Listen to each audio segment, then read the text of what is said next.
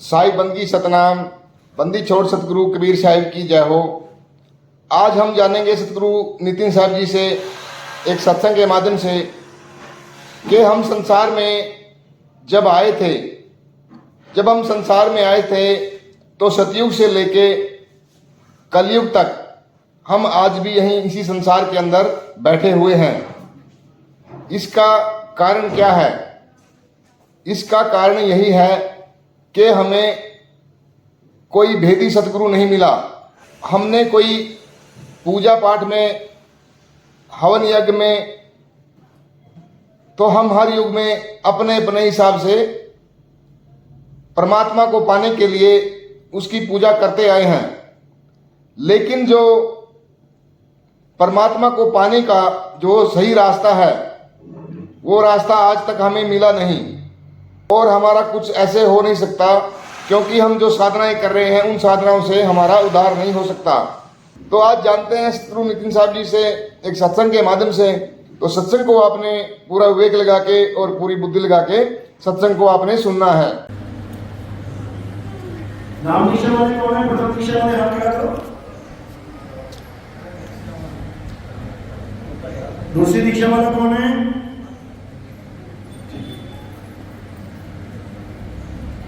अभी आरती के बाद जी साई बंदगी सतनाम। तो आज बाबल में परमपिता परमात्मा के मूल ज्ञान का प्रचार होने जा रहा है। बहुत बड़े भाग हैं उन जीवों के जो इस ज्ञान को अपने जीवन में केवल एक बार भी सुन पाते हैं, और उससे भी बड़े भाग हैं उन जीवों के जो इस ज्ञान को थोड़ा सा भी समझ पाते हैं। क्योंकि सुनना आसान है, आए बैठे 1 घंटा 2 घंटा बैठ कर सुन के चले गए, लेकिन इसको समझना बहुत मुश्किल है। इसको केवल वही समझ पाते हैं जिन पर परमपिता परमात्मा की, उस मालिक की कृपा हो, दया हो, वही इस ज्ञान को थोड़ा सा समझ पाते हैं। और जिस दिन से थोड़ा सा समझ आते हैं, बस उसी दिन से उनका जीवन बदलना शुरू हो जाता है। जैसे एक बीज पड़ा हुआ है धरती में, अंकुरित नहीं हुआ तो वो कभी पेड़ नहीं बन पाएगा।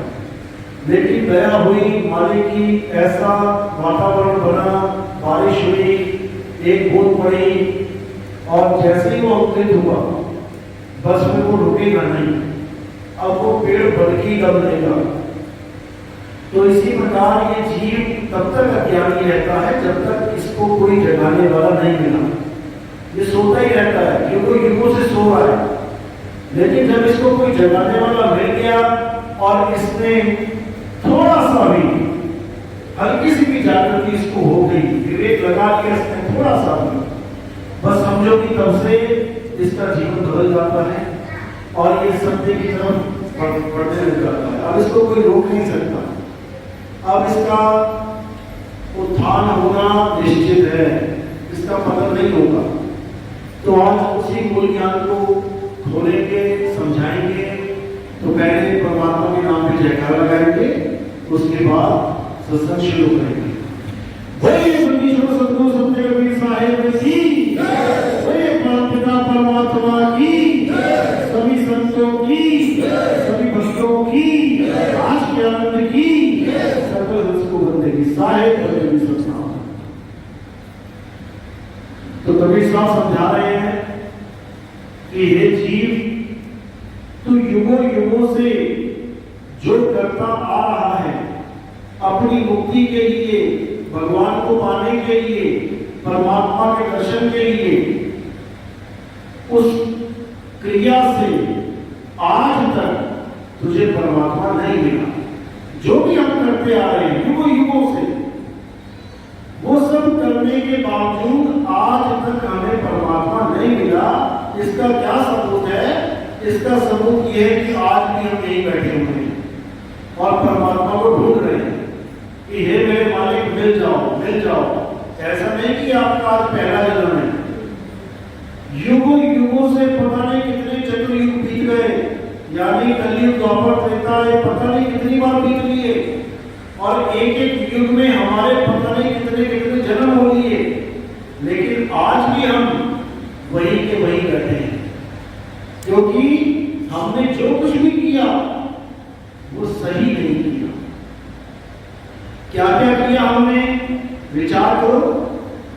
सतयुग था तो हमने सब देवताओं की, सब भगवानों की पूजा अर्चना की, वंदना करी, हमने नाम जपे, हमने तपस्या करी, हमने व्रत किए, पूजा पाठ किया, हवन किए। सतयुग बीत गया, परमात्मा नहीं मिला, वापस हम त्रेता में आ गए। अब त्रेता में भी हमने क्या किया, हमने खूब नाम जपा, खूब हमने पूजा पाठ करी, हवन यज्ञ किए, तीर्थ मूर्त सब कुछ पूछ डाले, गंगा जमुना स्नान किया, नदियों में स्नान किया, सब कुछ किया। उसका क्या फल मिला, वापस फिर द्वापर में आ गए। द्वापर में आए, दोबारा से फिर से पूजा पाठ हवन यज्ञ वही सब किया, नाम जपा, नदियों में डुबकियां लगाई माले को पाने के लिए कि कर्म कट जाए और हम साफ सुथरे होकर परमात्मा से मिल जाएं। द्वापर भी बीत गया, आज फिर हम कलयुग में यही के यही बैठे। इसका मतलब आज तक हमने जो सतयुग द्वापर त्रेता में किया, क्या उससे हमारी मुक्ति हुई? नहीं हुई। इसका मतलब हमने वो जो कुछ भी किया, भले हमारी नजर में वो ठीक है, लेकिन वो ठीक नहीं था, नहीं था। तभी तो आज हम यहां बैठे कलयुग में। नहीं तो सतयुग जैसा सतयुग जिसमें सत्य ही सत्य है, वहां ना हमारी मुक्ति हो पाई। वहां तो हमने कर्म भी अच्छे किए होंगे, इतने काले कर्म तो हमारे नहीं होंगे था। तो जब उस सतयुग में वहां पर भी नाम जप के, वहां सब कुछ करके मुक्ति नहीं मिली, तो अगर वही चीज हम कलयुग में करेंगे तो हमारा क्या बनेगा? अब तो हमारे कर्म भी वैसे नहीं है कि हम सत्कर्मी हैं। अब गली गली में झूठ बोलना पड़ता है, जगह जगह पे झूठ बोलना पड़ता है, तो कब मिलेगा परमात्मा? बिना झूठ के आज आप पेट नहीं पाल सकते अपना, कुछ ना कुछ तो बोलना ही पड़ेगा। तो अगर आज भी वही गलती करी, यानी नाम जपा, तीर्थ मूर्त में ध्यान दिया, गंगा जमुना में स्नान किया, हवन यज्ञ किए, योग साधनाएं करी, त्रिकुटी साधना करी, कमलों को खोलने लग गए, ये सब करके आ चुके हैं हम लोग, ये सब करके आ चुके हैं। इससे बात बनने वाली नहीं है। तो बात किससे बनेगी? वाणी क्या कहती है? अब कलयुग आयो रे, एक नाम बोवो। अब कलु यानी अब कलयुग आ गया है, अब उस नाम का सिमरन करो, उस नाम को बोवो जो सच्चा नाम है। सच्चा नाम मतलब ये बाबा अक्षरी नाम नहीं जो हमने सतयुग द्वापर त्रेता में जपे। सतयुग में हमने नारायण नारायण जपा, सोहम सोहम जपा, त्रेता में राम जी आए, हमने राम राम जपा, द्वापर में कृष्ण जी आ गए, हमने हरे कृष्ण जपा, बहुत कुछ किया, लेकिन हमारी किस्मत पे सतनाम नहीं आया। अब सतनाम कब आएगा किस्मत में? इसी कलयुग में, जिसके लिए कबीर साहब ने पूरा इशारा किया था कि काल के वचन के द्वारा हमने 3 युगों में कोई पंथ नहीं चलाया। काल भगवान ने वचन ले लिया कि सत्य गुरु कबीर साहब 3 युगों में आप पंथ मत चलाना, थोड़े थोड़े जीवों को जगा के ले जाना, लेकिन कलयुग में आप अपना पंथ चला देना, कोई बात नहीं। तो कबीर साहब ने कहा मुझे पता है तेरी क्या चालाकी है, 3 युगों में तू इतने बड़े बड़े राक्षस पैदा करेगा, उन राक्षसों के द्वारा जीवों को हत्या करवाएगा, परेशान करवाएगा, और फिर खुद ही बड़े बड़े देवता बन के अवतार लेके तू इस दुनिया में आके भगवान कहलाएगा, सबको अपने पीछे लगाएगा, अपनी ही पूजा करवाएगा, खुद ही भक्षक खुद ही रक्षक होके अपनी महिमा गवाएगा। 3 युगों में तू बहुत बड़ा जाल बुन देगा। बहुत बड़ा जाल बुन ही दिया है। आज हमारे घर में जिनकी भी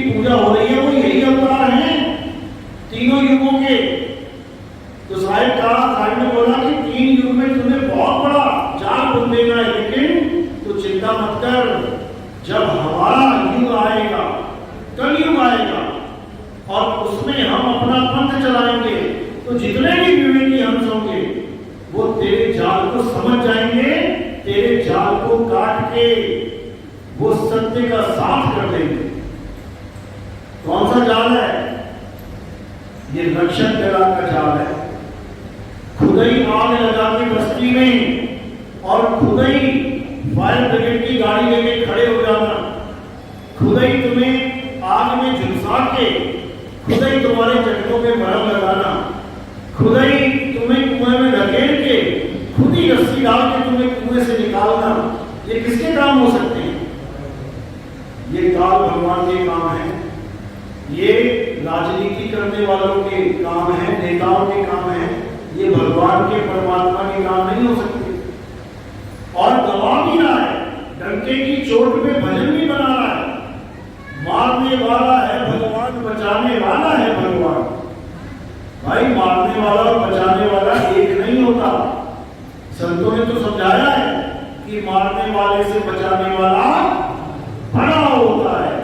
तो फिर बड़ा कहाँ है? वही मार रहा है, वही बचा रहा है, इसी को समझना है। तो कबीर साहब ने कहा कि तू कितना भी जान बोल ले, कलयुग में ऐसा पंथ चलाऊंगा, ऐसा पंथ चलाऊंगा कि तेरा पूरा जितना भी तेरा ये जन्म पत्री तेरी सारा खुलासा कर देंगे इसका कि ये कौन है, क्या करता है, कैसे जीवों को फंसाता है, कैसे परमात्मा के नाम पे 52 अक्षरों का जाल बुन देता है, कैसे परमात्मा के शब्द स्वरूप पे अनहद नाद का जाल बुन देता है। आज लोगों को समझ में ही नहीं आ रहा कि सार शब्द और अनहद शब्द में फर्क क्या है। अनहद शब्द के नाम पे हजारों गुरु ज्ञान बांट रहे हैं और जीवों को उन्हीं 5 धुनों में अनहद नाद में फंसा रहे हैं। तो कबीर साहब उसका भी खुलासा करते हैं। अनहद बाजा जब का थाना, पांचों तत्व करे घमसाना, अनहद बाजा विधि विधि बाजे, सार शब्द न्यायी धुन गाजे। आज बड़े बड़े पंथ अनहद नाद को परमात्मा घोषित करके बैठे हैं, ज्योत स्वरूपी मन को परमात्मा घोषित करके बैठे हैं। क्या कहते हैं? तुम्हें नाम दीक्षा लेने जाओ तो क्या कहेंगे? परमात्मा यहाँ बैठा हुआ है, यहाँ विराजमान है परमात्मा, और तुम्हारा सारा ध्यान त्रिकुटी में लगवा दे और तुम इसी अंधेरे में झांकते रहोगे, देखते रहोगे, नाम जपते रहोगे और मन क्या करेगा? ये मन एक चालाकी खेलेगा। क्या चालाकी खेलेगा? यहां पर झूठ प्रकट कर देगा, प्रकाश ही प्रकाश हो जाएगा, तुम्हें लगेगा वाह यही परमात्मा है, जबकि प्रकाश और परमात्मा में जमीन आसमान का अंतर है। प्रकाश और परम आत्मा नाम से पता लग सकता है आपको। प्रकाश मतलब प्रकाश जो अंधकार में भी बदल सकता है। प्रकाश है तो अंधकार नहीं है, प्रकाश खत्म अंधकार आ गया, ये तो हो गया प्रकाश। और परम आत्मा यानी सब आत्माओं में श्रेष्ठ, सब कौन है? जीवात्मा, और जीवात्मा से श्रेष्ठ उसे परमात्मा कह लो, उसे शुद्ध चैतन्य स्वरूप आत्मा कह लो, उसे आत्मदेव कह लो, उसे अबोल नाम कह लो, उसे अडोल नाम कह लो, अचल नाम कह लो, निअक्षर नाम कह लो, निज नाम कह लो, उसे 52 अक्षरों से परे आदि नाम कह लो, कुछ भी कह लो, वो एक ही है लेकिन उसके नाम अनेक हैं। तो उसी आदि नाम को, उसी सार शब्द को प्राप्त करना हमारे जीवन का परम लक्ष्य है। लेकिन ये लक्ष्य हम तीनों युगों में पूरा नहीं कर पाए, इसलिए हम वापस यहाँ बैठे हैं और अभी भी गुरु की खोज कर रहे हैं। कोई किसी गुरु के पास भाग रहा है, कोई किसी के पास भाग रहा है, ज्ञान के लिए भाग रहा है, फिर भी समझ में आ रहा है। आज यूट्यूब पे क्या दिखा रहे हैं? मेरी किडनी ठीक हो गई, मेरे फेफड़े ठीक हो गए, मेरा ऐसे हो गया, मेरा वैसे हो गया, मेरी दुकान बढ़िया चलने लगी, मेरा मकान बन नहीं रहा था बन गया। ये गुरु जी की कृपा है। अरे भाई, गुरु की कृपा नहीं है, ये माया की कृपा है। ये काया माया है, माया ही बिगाड़ती है, माया ही बना देती है। ये माया का खेल है। तुम्हारी दुकान बढ़िया चल रही है, माया का खेल है। माया ने आना रोक दिया तो गरीब होने लगे, माया आने लगी तो अमीर होने लगे। इसमें गुरु का क्या रोल है? इसमें गुरु का कोई रोल ही नहीं है, क्योंकि गुरु का रोल लोगों को पता ही नहीं है कि गुरु का मतलब होता क्या है, गुरु का काम क्या है। गुरु का काम है तुम्हें ऐसा ज्ञान देना जिसके कारण तुम्हारा जन्म मरण का खेल खत्म हो जाए। ये जो काया से तुम मोह लगा के बैठे हो, ये काया कभी छूटे ना, मैं मरूं ना। हमेशा यही कोशिश में रहता है इंसान कि मैं ना मरूं, यानी ये शरीर ना मरे। इसी मोह, इसी बंधन को, इसी जो शरीर से तुम्हारा मोह हो चुका है, इसको खत्म करवाना गुरु का काम है। और ये कैसे खत्म होगा? एक ही तरीका है। जैसे कोई झोपड़ी में रहता है तो उसे झोपड़ी अच्छी पड़ी है, तो किसी गरीब आदमी की झोपड़ी तोड़ के दिखाओ, नहीं तोड़ने देगा। लेकिन अगर वही गरीब आदमी उसे तुम एक महल में ले जाओ, बोलो कि बेटा कल से तुम यहीं रहोगे, वो कहेगा अच्छा, हाँ लेकिन एक शर्त है। हाँ बोलो, तेरी झोपड़ी तोड़ेंगे हम। वो कहेगा भैया कल को तोड़ोगे, आज तोड़ दो यार, मुझे तो महल मिल गया रहने के लिए।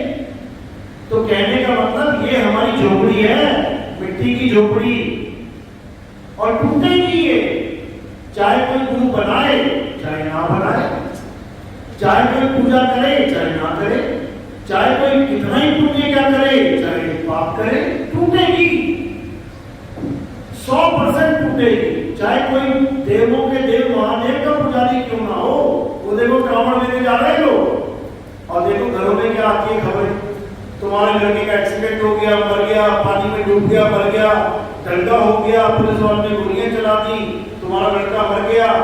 एक गांव तो ऐसा था हरियाणा का, पता नहीं 20-25 लड़के एक ही गांव में मर गए थे। पता है कौन सा गांव था वो? रोहतक में था, महेंद्रगढ़ में।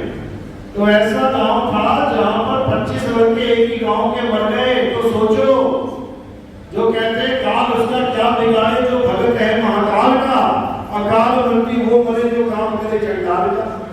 अब यहाँ पर तुम उन लोगों से पूछो क्या ये चंडाल थे, क्या ये चंडालों वाला काम करते थे जो अकाल मृत्यु मर गए और महाकाल भी ना बचा पाया? इतना बुरा हाल हो चुका है कि कोई क्या बोले। इनको पता ही नहीं कि काल किसी को बख्शता ही नहीं है। चाहे तुम चंडाल का काम करो, चाहे तुम धर्म का काम करो, उसका काम ही है मारना।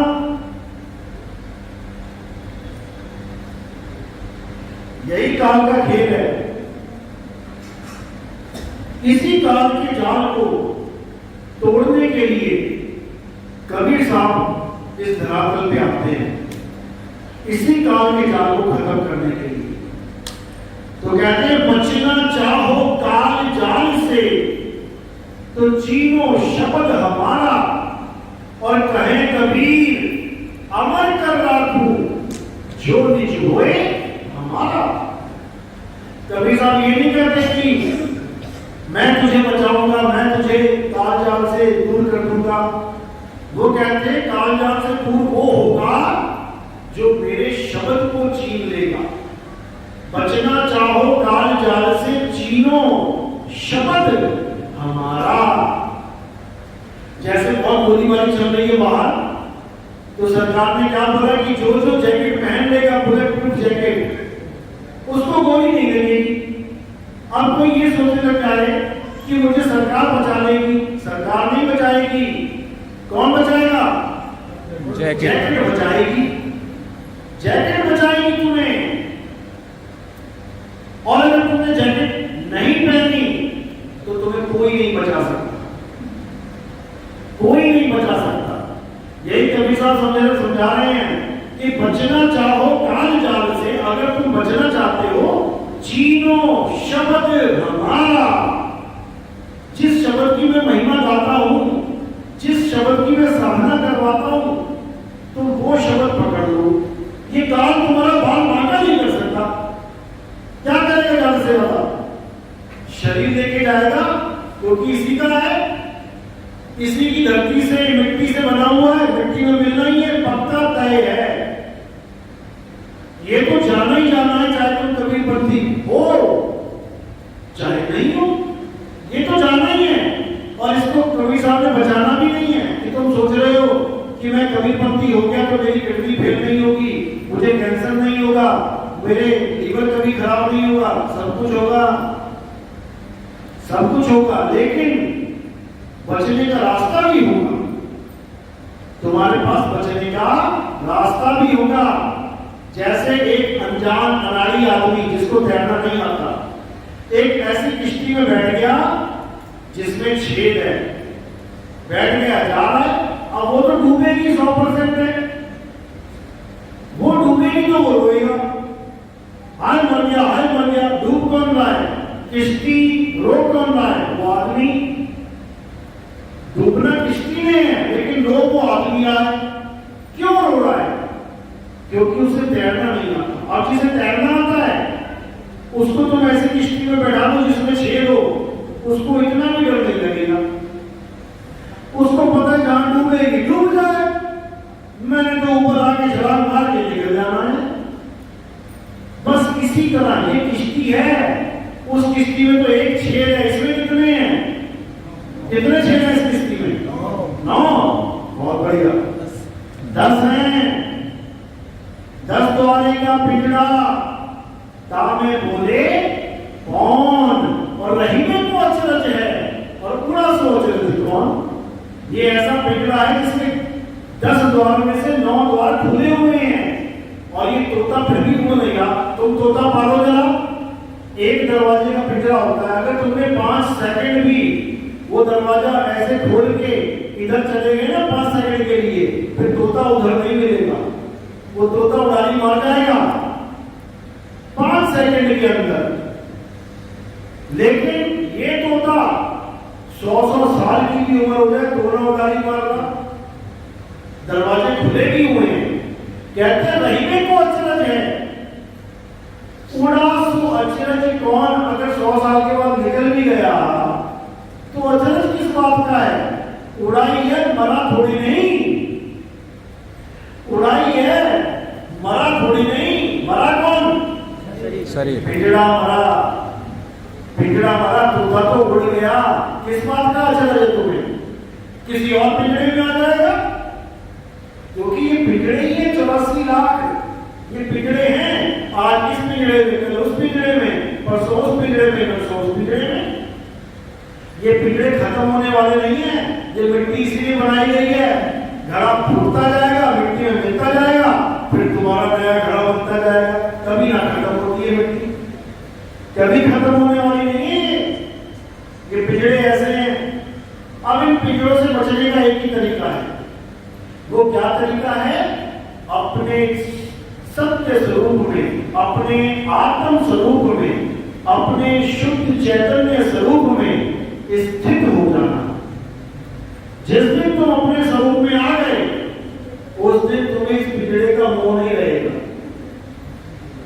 ये जाता है तो जाने दे, फिर ऐसा भाव हो जाएगा, क्योंकि अब तुमने तैरना सीख लिया है और तुम्हें पता भी है कि इस किश्ती में, इस नाव में छेद हैं और पानी भरता जा रहा है। जब पानी भरता जाता है तो नाव डूबती जाती है, ये निशानी है। और जब इस नाव में पानी भरता जाता है तो इसके बाल सफेद होने लग जाते हैं, इसकी खाल बूढ़ी होने लग जाती है, इसके दांत हिलने लग जाते हैं, इसका सारा सिस्टम, कान से सुनना, आंख से देखना, मुंह से बोलना, खाना पचाना, ये सब धीमा पड़ जाता है। समझ जाओ कि पानी भर चुका है किश्ती में, अब छोड़ने का समय आ गया है, अब तैरने का समय आ गया।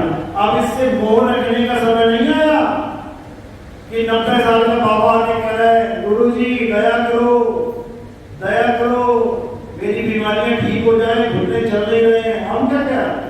में रेस दौड़नी है क्या 90 साल में?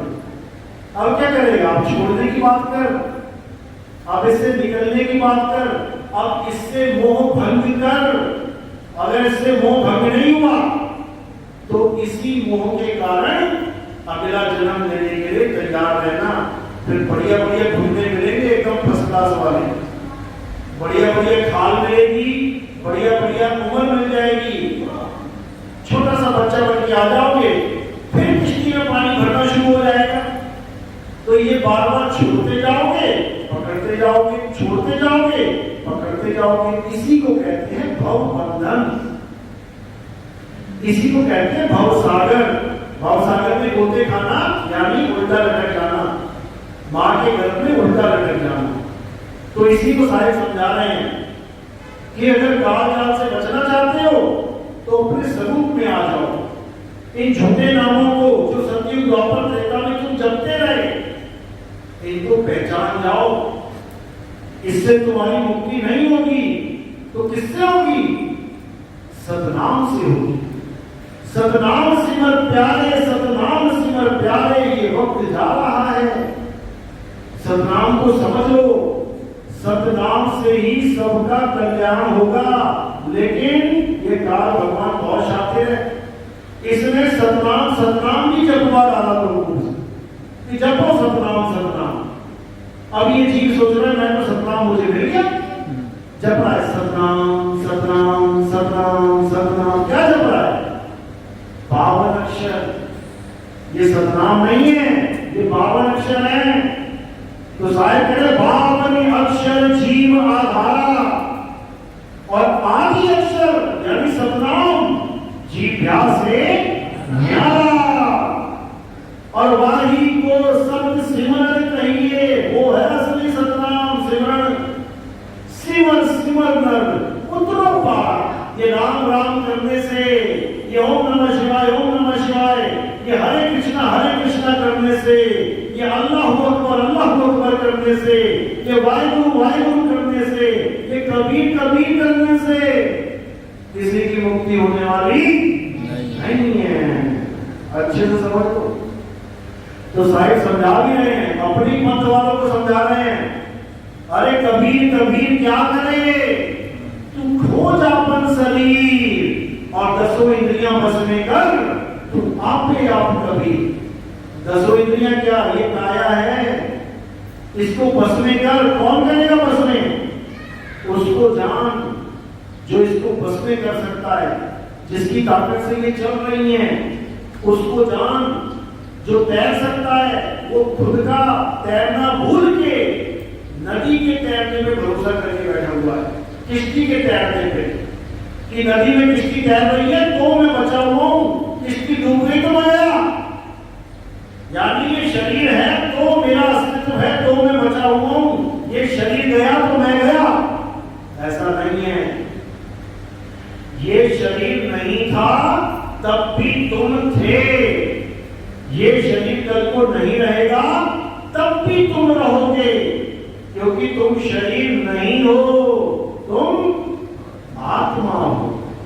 आत्मा, यही गीता में समझाया गया कि अर्जुन तू और मैं और ये समस्त राजा महाराजा, हम सब शरीर नहीं हैं। शरीर तो हमारे कपड़े हैं, किसी को 10 साल के लिए, किसी को 20 साल के लिए, किसी को 100 साल के लिए। ये शरीर मिल गया, कपड़े मिल गए। शरीरों के मारे जाने पर भी तेरा मेरा और इन राजाओं का अंत नहीं होगा। ऐसा कोई समय नहीं था जब तू मैं और ये राजा महाराजा नहीं थे, और ऐसा कोई भविष्य में समय नहीं आएगा जब तू मैं और ये राजा महाराजा नहीं होंगे। बिल्कुल साफ लिखा है, लेकिन कोई इन बातों को समझ ही नहीं पा रहा है, आत्मा के ज्ञान को समझ ही नहीं पा रहा है। अब आत्मा का ज्ञान नहीं समझ में आया तो किसकी पूजा होगी? शरीर की। तो आज हमारे धर्म में शरीरों की ही पूजा हो रही है। शरीरों की पूजा भी छोड़ो, उससे भी नीचे गिर गए। अब किसकी पूजा कर रहे हैं? पत्थर की। शरीर की पूजा कहाँ हो रही है? शरीर की पूजा तो वहां हो रही है जो गुरु को शरीर मान के पूज रहे हैं, वहां गुरु के शरीर की पूजा हो रही है। नहीं तो शरीर से भी डाउन हो गए हैं, पत्थर को भगवान मान बैठे हैं। तो कबीर साहब समझा रहे हैं, अरे पाथर पूछे तो हरि मिले, तो मैं पूछूं पहाड़। और वासी ये चाकी भली जो पीस खाए संसार। अगर पूजा करनी है पत्थर की तो चक्की से बढ़िया पत्थर कोई नहीं, उससे अच्छा पत्थर इस संसार में नहीं है। क्यों? क्योंकि पूरा संसार उस चक्की से कोई लाभ कमा रहा है। कौन सा लाभ कमा रहा है? गेहूं पीस रहे हैं, आटा नहीं पीसते, गेहूं पीस रहे हैं, गेहूं पीस के आटा बन रहा है। उस आटे से सारे संसार के जीवों की आंखें खुल रही हैं, खाना खाते आंखें खुल रही हैं। तो अगर ऐसा पत्थर पूजा जाए जो सबके लिए एक है, वो चक्की का पत्थर है, वो भेदभाव से परे है।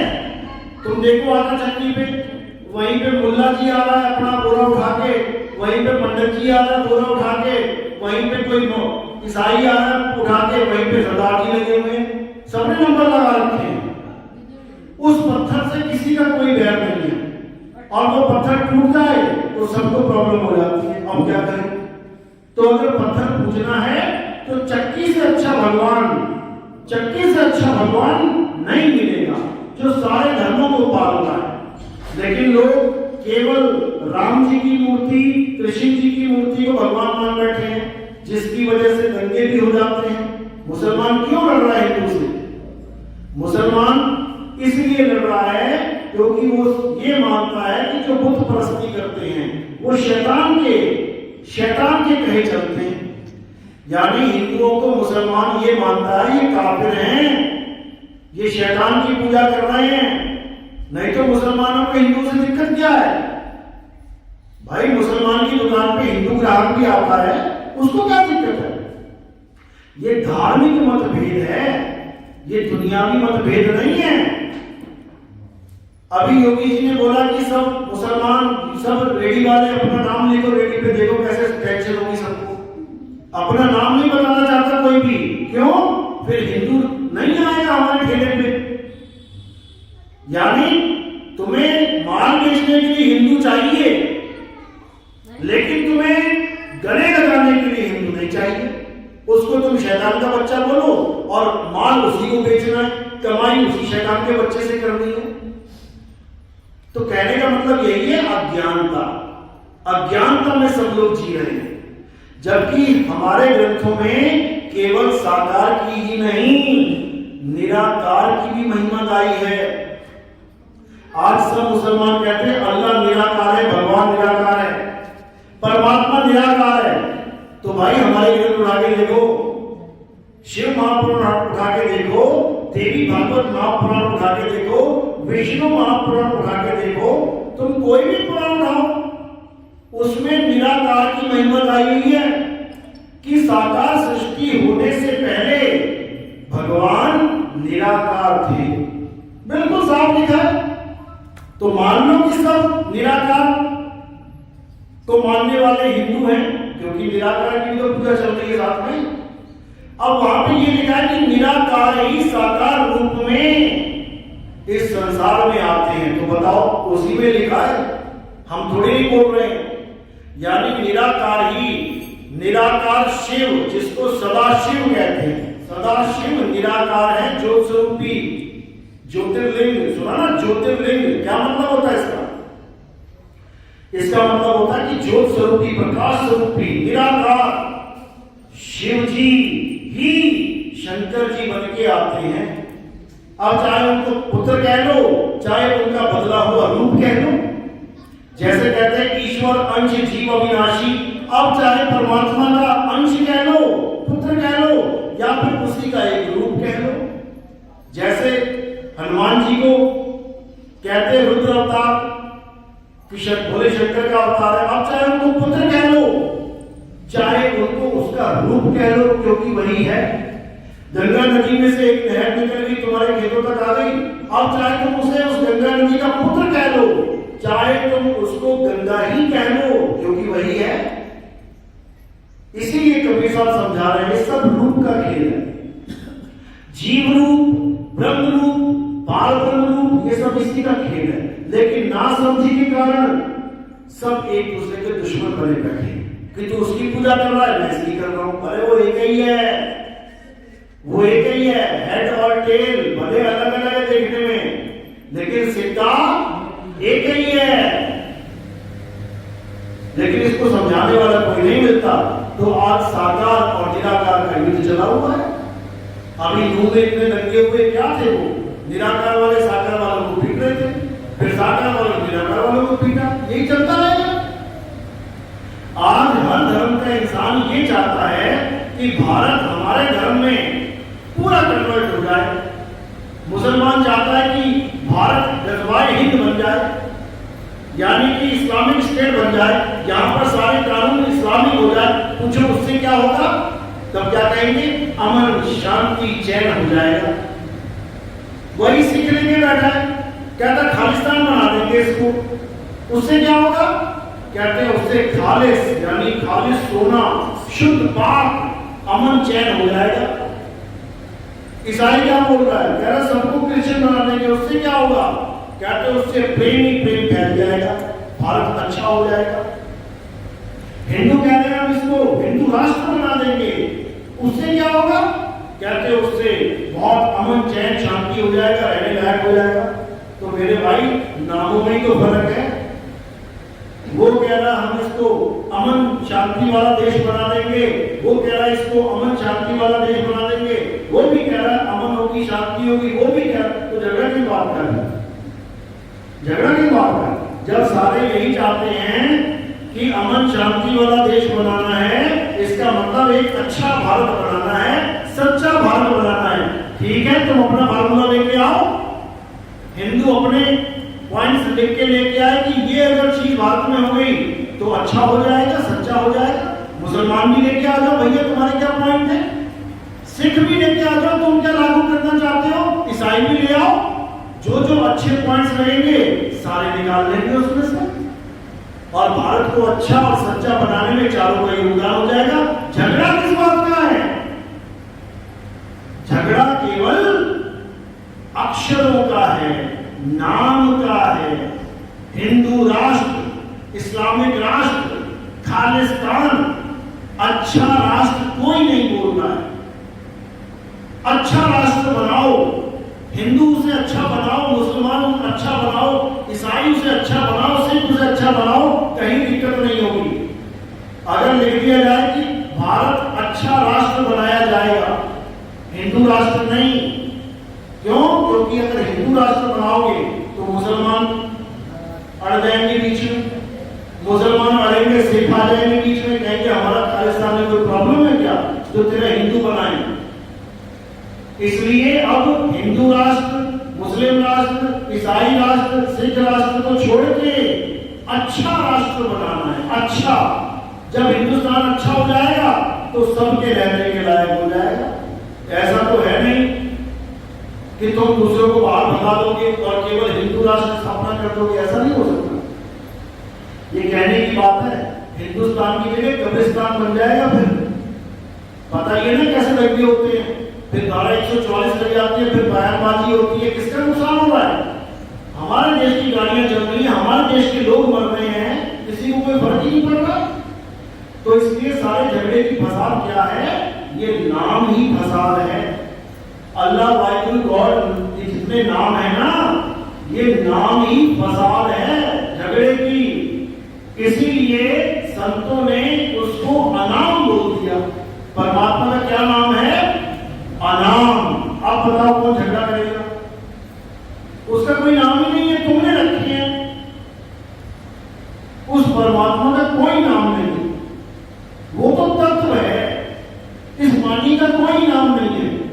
ये तो भाषा के हिसाब से, देश के हिसाब से तुमने नाम रख दिया पानी, इसके ऊपर लिखा थोड़ी नहीं है कि ये पानी है। यही बह के इंग्लैंड में चला जाए तो वहां वाटर बन गया, यानी पानी, वाटर, जल, नीर, टोए, इसका नाम है ही नहीं। ये तो तत्व है, जिसके गले में टच करेगा उसका गला सूखा है तो गीला हो जाएगा, उसको चैन मिलेगा। लेकिन अगर पीने की जगह ये साबित करने में जीवन लगा दिया कि ये पानी है कि वाटर है कि जल है कि नील है कि टोए है, तो मेरे भाई गला सूखा ही रह जाएगा और तुम राम जी को प्यारे हो जाओगे, तुम्हारा जीवन खत्म हो जाएगा। तुम ये साबित नहीं कर पाओगे कि ये पानी ही है। इसीलिए गीता में तत्व ज्ञान का उपदेश दिया गया। और गुरु कौन सा बताया? तत्वदर्शी संत।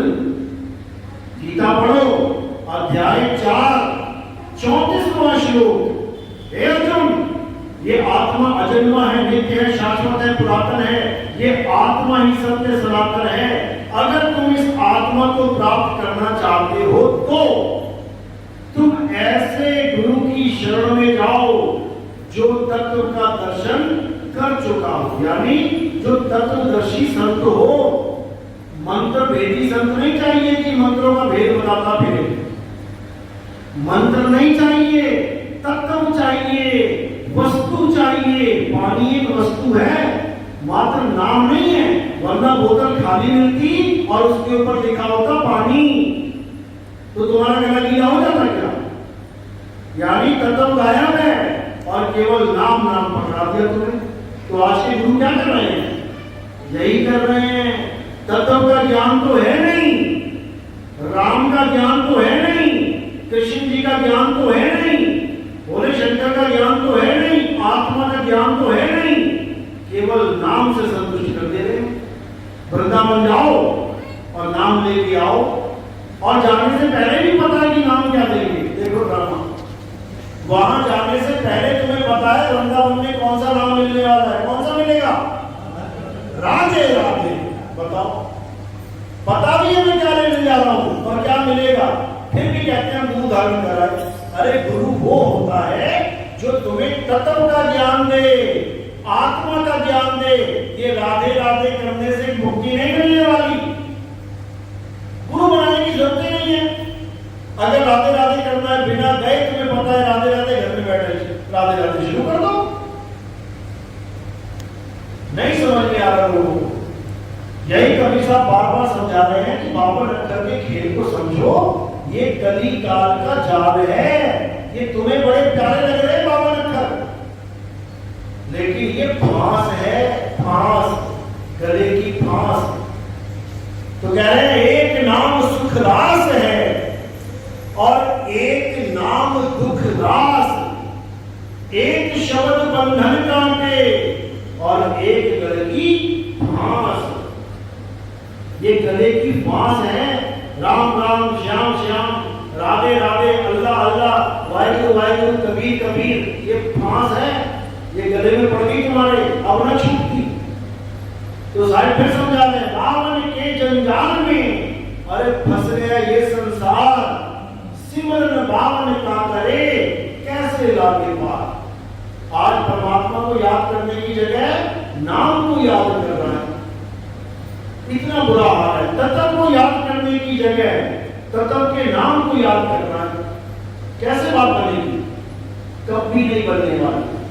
तो यही बार बार कबीर साहब समझा रहे हैं कि 52 अक्षर जोड़े आन और सत्य अक्षर एक पहचान। अब पहचान किसकी करनी है और 52 अक्षर जोड़ तोड़ वाला नाम क्या है, इसको समझ लो। पहचान होती है तत्व की, तत्व की पहचान होती है। एक ग्लास में चाय पड़ी है, एक ग्लास में कॉफी, एक ग्लास में कोल्ड ड्रिंक पड़ी है, एक ग्लास में पानी, ये चारों तत्व हैं। और तुम देख के पहचान जाओगे, अच्छा ये वो तत्व है, ये वो है, ये वो, मुझे तो पानी चाहिए केवल। तो तत्व की पहचान करके अपना तत्व दे दिया। अब जो नाम है वो 52 अक्षर का खेल है। दादा दादा चाचा दादा काका पापा बजाना, ये सारे नामों में से 52 अक्षर जोड़े आन, तोड़ना और जोड़ना ही नाम है। या ला ला वा शा में से रा उठा लिया, पा फा भा भा मा में से मा उठा लिया, आ का डंडा लगा दिया, यानी जोड़ तोड़ कर दिया, बन गया राम, बन गया राम। अब बनाना है श्याम, तो या ला ला वा बचा उठा लिया और बाकी अक्षर जोड़ तोड़ के बना दिए नाम। तो ये नाम है 52 अक्षरी नाम और वो नाम है तत्व ज्ञान।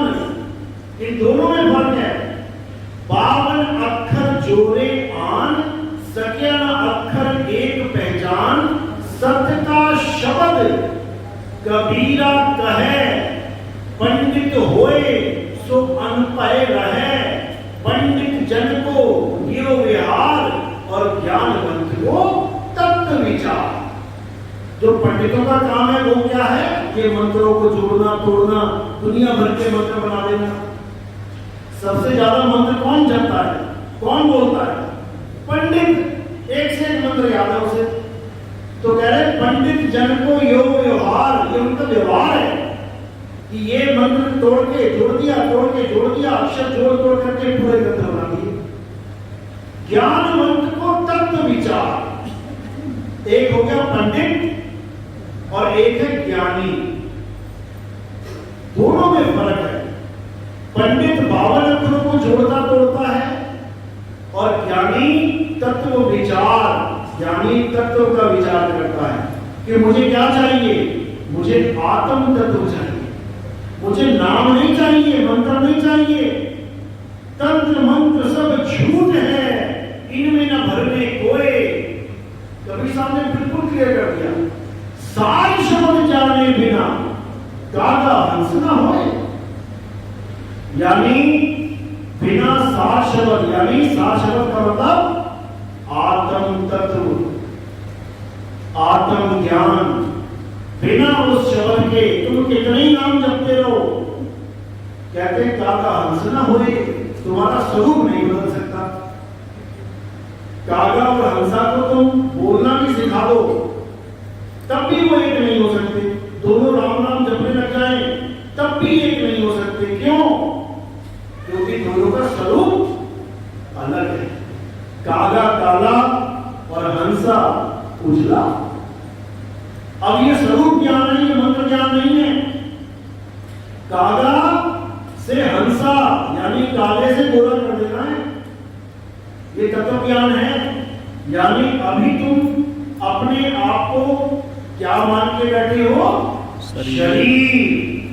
मैं आदमी हूं, मैं औरत हूं, मैं तो बच्चा हूं, मैं बूढ़ा हो गया। जब तक तुम्हारे अंदर ये सोच बनी रहेगी तब तक तुम क्या हो? कागा हो, कौवा। तो कहते कागा से हंसा किया। अब हंसा कैसे बनोगे? जब गुरु से भेद प्राप्त करके, आत्म ज्ञान प्राप्त करके, 52 अक्षरों का खेल खत्म करके अपने स्वरूप को प्राप्त करोगे, तब तुम बन जाओगे हंसा। इसलिए सारे ने बोला नीर क्षीर का करे निवेड़ा। नीर क्या है? पानी। क्षीर क्या है? दूध। तो पानी क्या है? ये काया रूपी पानी, और दूध आत्मा रूपी दूध। नीर क्षीर का करे निवेड़ा और कहे कबीर सो हंस है मेरा, वो बना मेरा हंस। ये देही ज्ञान वाला, मंत्र ज्ञान वाला, जंत्र तंत्र ज्ञान वाला, ये नाम जपने वाला, ये सोहम सोहम जपने वाला, ये कानों में उंगलियां डाल के अनंत नाद सुनने वाला, ये जीभ को गले में लगा के नकली अमृत पीने वाला, ये मेरा हंस नहीं है। गले में जीभ लगाते ना लोग, सोचते हैं कि अमृत मिल रहा है, अमृत चलो मान लिया अमृत मिल रहा है, तो कहां जा रहा है अमृत? इस काया में तो ढबक रहा है। तो ये काया अमृत पी के अमर हो जानी चाहिए थी, तो क्या अमर हो गया कोई? जिसने अमृत ही पी लिया, वो राहु ने पिया था बेचारे ने, उसका तो गला भी काट दिया और तब भी जीवित है आज। वो तो गले में भी जीव नहीं लगा रहा था। यहां तो महात्मा इसको कहते हैं अमृत पान करो, अमृत पान करो, गले में जीभ लगा के रोज अमृत पान कर रहे हैं। उसने तो बेचारे ने 4 बूंदे पी थी केवल। तुम्हें तो क्विंटल क्विंटल के हिसाब से रोज हजारों लीटर पिला दिया गया होगा। आज दिखा दो कोई महात्मा अमर है तो? अरे जिस काया में अमृत टपक रहा है वो काया ही मर मर जा रही है, तो काहे का अमृत है वो?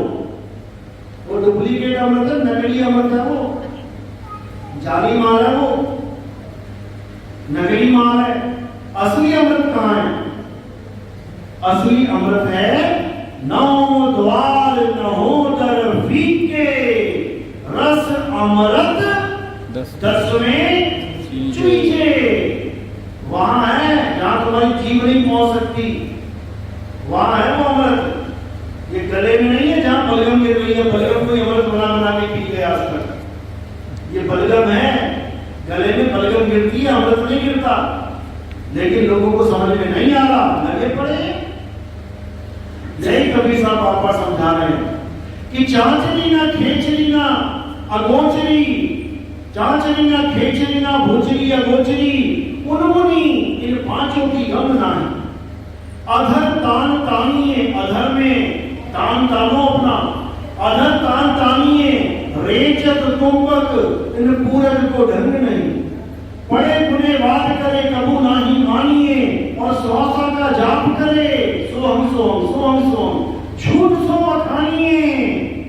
अक्षर पार नी अक्षर भरपूर है, और कहे कबीर सत्य कर मानिए।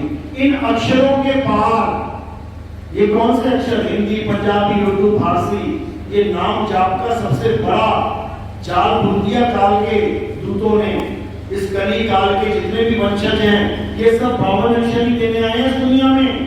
राधे राधे, राम राम, अल्लाह अल्लाह, वाहिगुरु वाहिगुरु, ये सब वही हैं जो मन के द्वारा पैदा किए हुए मन के मते चल रहे हैं। और साहिब समझा रहे हैं, मन के मते न चालिए, मन है पक्का दूध। ये सारे नाम किसने बनाए? मन ने ही बनाए। ये मन का खेल है, माया का खेल है। लेकिन जो अल्लाह का असली नाम है, जो वाहिगुरु का असली नाम है, जो सत साहिब का असली नाम है, वो मन माया से परे है, वो 52 अक्षरों से परे है। तो साहिब समझा रहे हैं कौन है काल का दूत? मन का गुलाम, यही काल का दूत है। और ये 52 अक्षरों का जाल बोलता है। जो नर पड़े 52 के फेरा, सो नर जानो काल के चेला। वो काल का चेला है जो मंत्र जप रहा है, ओम कलियम हरियम शरियम सोम सत्यम। ये सब मंत्र, ये सब काल के दूत हैं। जो निरंजन ओंकार बारंकार सोम सतनाम सतपुरुष अकाल पुरुष शिव स्वरूपी राम, ये सब काल के दूत हैं, क्योंकि 52 से परे नहीं हो पाए। तो कह रहे हैं 52 का जब टूटे डोरा, सहजे छूटे काल झकोरा। फिर नहीं आए फिर नहीं जाए, साध शब्द में रहे समाये। कि ये 52 का जाल टूट जाएगा और भेदी गुरु साध शब्द का भेद बता देगा, तब समझो कि अब तुम्हारी मुक्ति 100% होगी। अब तुम्हें कोई गर्म चूल्हे लाने वाला माई का लाभ नहीं। लेकिन अगर साध शब्द को प्राप्त नहीं किया, उसके भेद को नहीं समझा और इस काया माया में उलझे रह गए, तो याद रखना तुम्हें बचाने वाला भी कोई माई का लाभ नहीं है। क्योंकि बचना और मरना ये तुम्हारे हाथ में है। साहिब तो दरवाजा खोल देंगे बस। भाई अगर किसी पक्षी को बचाना है, किसी तोते को उड़ाना है, तो तुम क्या कर सकते हो? दरवाजे खोल सकते हो। अब वो चूड़ी बादाम के चक्कर में कि यहाँ रोज चूड़ी बादाम मिलता है खाने को, वो उड़े ही ना, तो किसका दोष है? अरे गुरु बेचारा क्या करे, जो चेले में है चूक और मारी थी लागी नहीं, अबंग नाल में भूख। गुरु ने तो भूख मारी और उसके लगी नहीं। क्यों? चुंबक ने तो कोशिश करी लोहे को उठाने की, लेकिन उसकी जंगी इतनी लगी पड़ी है लोहे में, 6-6 इंच की परत है लोहे के ऊपर जंग की, तो चुंबक भी फेल हो जाएगी। इसमें चुंबक का दोष नहीं है कि तुम कहो लो परमात्मा में दम है तो मुझे लेके जाके दिखाए, वो ले जाए। अरे भाई वो ले जाएगा, लेकिन एक कदम तुझसे मांगता है। वो कहते ना तुम एक कदम चलोगे तो वो 100 कदम आएगा, तो 101 कदम नहीं चल सकता क्या? वो जहां 100 आ गया वहां एक और चल ले।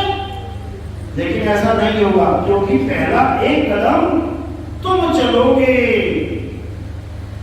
कहते भी ना, जो अपनी मदद करता है भगवान उसकी मदद करता है, और जब मैंने ही अपनी मदद कर दी तो भगवान की मदद की क्या जरूरत है? समझो इस बात को, क्योंकि जो मेरी मदद है वही भगवान की मदद है। जो मैं कर रहा हूं असल में वो मैं नहीं कर रहा हूं, वो भगवान ही करवा रहा है मुझसे। लेकिन मुझे समझ में ही नहीं आ रहा, मैं अपने से अलग मदद की दुआ करके बैठा हूं कि मैं कुछ ना करूं, वो करे। अरे जो तू करेगा वही वो कर रहा है। पर लोगों को समझ में नहीं आ रहा, ये जंग हमें छुड़ानी पड़ेगी, उसके बाद आगे खेल शुरू होगा। तो कबीर साहब यही समझा समझा के चले गए, लेकिन ये जीव नहीं समझा। तो साहिब को पता था कि अभी ये जीव अविवेकी है, इतना बुद्धिमान नहीं है। तो उन्होंने जाते जाते क्या निर्धारित कर दिया आज से 600 साल पहले कि ठीक है, मैं आया था तुम्हारे पास तुम्हें बचाने के लिए, लेकिन तुम्हारी किस्मत में अभी बचना लिखा नहीं है। कोई बात नहीं, मैं दोबारा आऊंगा। उस समय आऊंगा जब तुम विवेकी भी होगे, पढ़े लिखे भी होगे, तुम्हारे पास सब सुख साधन भी होंगे, सब कुछ होगा तुम्हारे पास, तब आऊंगा मैं तुम्हें दोबारा से बचाने के लिए। तो क्या बोला साहब ने कि जब तक काल भगवान अपना दाव खेल लेगा, ये सारे नाना प्रकार के पंथ, ये सब पूरा जाल बुन देगा, तब मैं दोबारा आऊंगा और अपना एक अलग पंथ चलाऊंगा। जो काल चलाएगा उसको 12 पंथ कहते हैं, और जो कबीर साहब कहते हैं कि मैं चलाऊंगा उसको 13वां पंथ कहते हैं। जो आजकल रामपाल जी महाराज बोलते हैं कि हम 13वां पंथ हैं, जबकि ऐसा नहीं, वो 12वां पंथ है। गरीबदास जी महाराज का ही सारा सिस्टम चल रहा है वहां पे। तो जिस पंथ का सिस्टम चल रहा है वही पंथ कहलाया जाएगा। तो 12 पंथ काल फुरमाना, भूले जीव न जाए ठिकाना। 13वें पंथ हम ही चले आए और सब पंथ मिट के एक पंथ चलाए। ये कबीर साहब का वचन है कि मेरे आने से पहले पता नहीं मेरे नाम पे कितने कितने पंथ चल रहे हैं। देखो जाके, यूपी तो भरा पड़ा है, एमपी भरा पड़ा है, राजस्थान भरा पड़ा है, पंजाब भरा पड़ा है, हरियाणा भरा पड़ा है कबीरपंथियों से। और नाम देखो क्या दे रहे हैं, कोई ओम दे रहा है, कोई ओम नमः शिवाय दे रहा है, कोई ओम नमो भगवते वासुदेवाय दे रहा है, कोई कलियम कलियम दे रहा है, कोई श्रीयम श्रीयम दे रहा है, कोई सुवम सुवम दे रहा है। इतने नाम बांटे जा रहे हैं, लेकिन एक भी सतनाम नहीं दे रहा। और सतनाम देने का ठेका सतनामी पंथी वालों ने ले लिया। वो कहते हैं हम दे रहे हैं सतनाम। पूछो कैसे दे रहे हो? जब सतनाम सतनाम, यानी बामनेश्वर में सतनाम दे रहे हैं। ये हाल हो चुका है। तो हर जगह कबीर साहब का नाम लेके अज्ञान परोसा जा रहा है। तो कबीर साहब ने जो अपना वादा किया कि 13वें पंथ हम ही चले आए, कैसे आएंगे वो? ज्ञान रूप में। इस दुनिया में वो आए थे, तब भी उन्होंने अपना नाम ज्ञानी जी रखा। आप कबीर सागर पढ़ोगे, अनुवाद सागर, उसने हर जगह यही लिखा है, ज्ञानी जी आए, ज्ञानी जी ने ऐसा कहा, यानी ज्ञान ही कबीर है। यही मदन साहब कह रहे हैं, शब्द स्वरूपी ज्ञानमय दया सिंधु मत धीर और मदन सकल घट पूर्ण है, कर्ता सत्य कबीर। यानी वो ज्ञानी ही हैं, वो ज्ञान देते हैं, सत्य ज्ञान देते हैं और असत्य का नाश कर देते हैं। तो अपनी पहचान बताते हुए उन्होंने क्या बोला? कहते हैं साहिब कबीर का सब घट वासा, गुप्त प्रकट कुछ अजब तमाशा, जहां संत तहां प्रगट भयऊ और जहां असंत गुप्त तारयऊ। जहां पर तो सत्य का ज्ञान देने वाला कोई संत बैठा है तो मुझ में उसमें कोई भेद नहीं है, ज्ञान रूप में मैं ही बोल रहा हूं। और जहां पे अज्ञान देने वाला कोई संत बैठा है, याद रखना, कहते वो निरंजन बैठा है काल में, और उसमें काल के दूत में कोई भेद नहीं है, वो उसी का अंश है। तो साहिब ने बिल्कुल क्लियर कर दिया कि जो नर पड़े बावन के फेरा सो नर जानो काल के चेहरा। वो काल का चेहरा है, वो दयाल का चेहरा नहीं है। तो इसी वेद को बताते हुए साहिब ने ये भी बोला कि ऐसा पंथ चलेगा, ऐसा पंथ चलेगा कि सारे पंथ उसी झंडे के नीचे आ जाएंगे।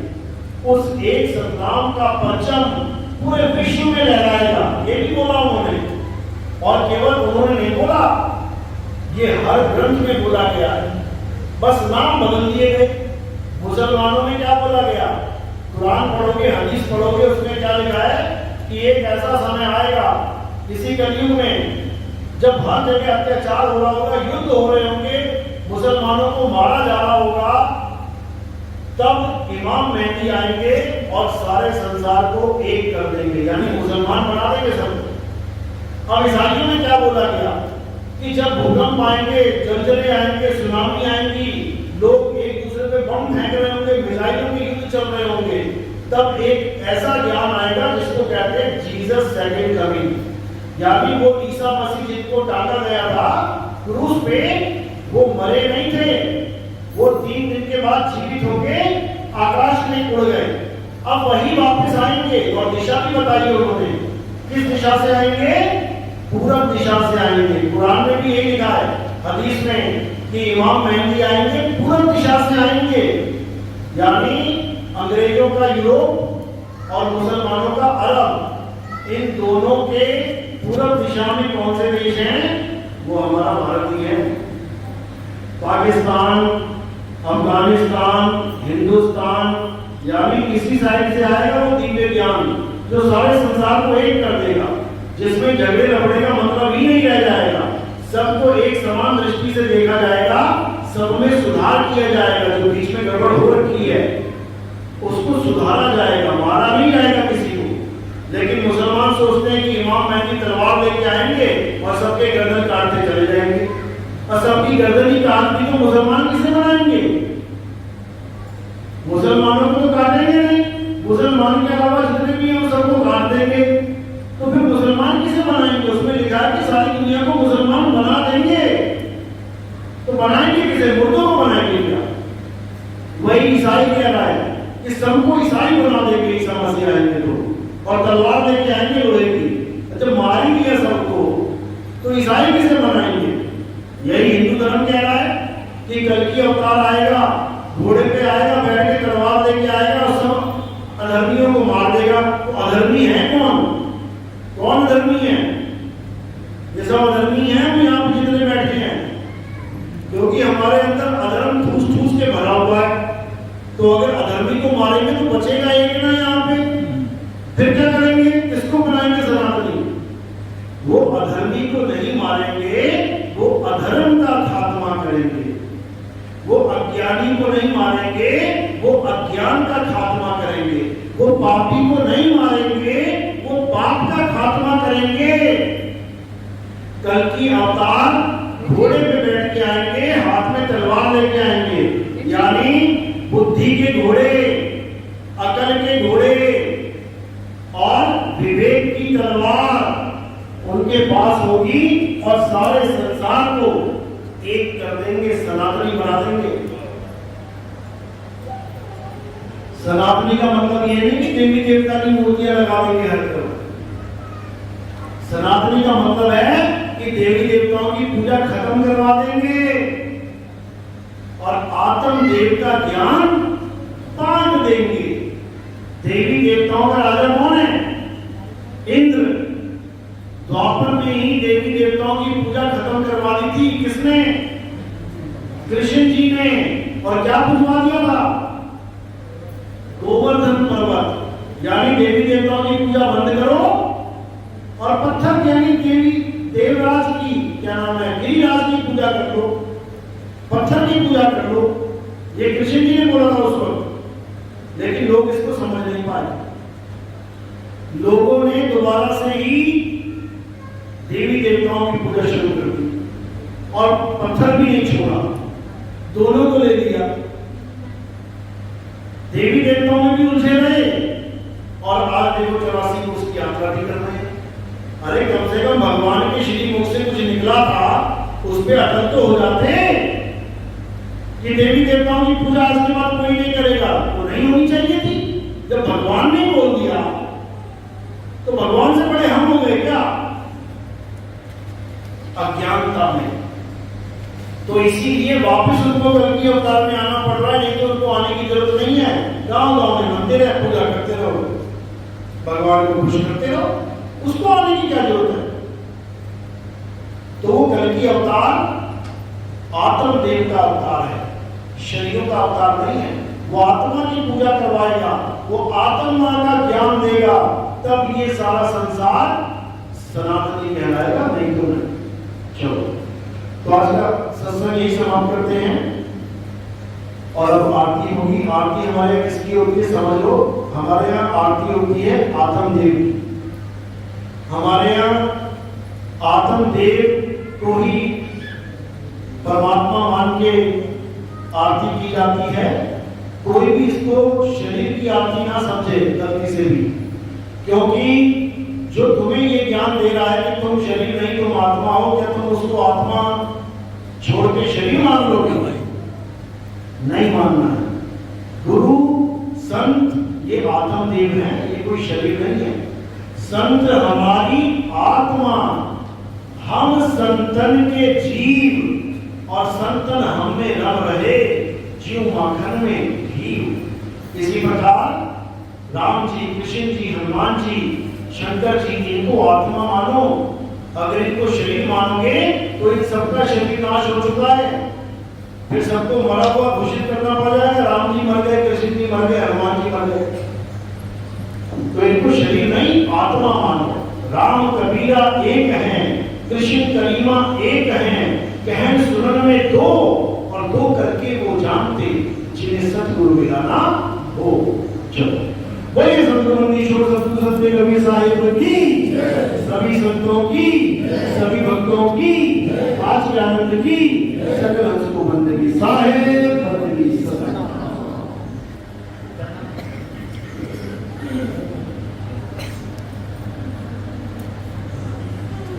नाम दीक्षा वाले कौन है? प्रथम दीक्षा वाले हाथ खड़ा करो। दूसरी दीक्षा वाला कौन है?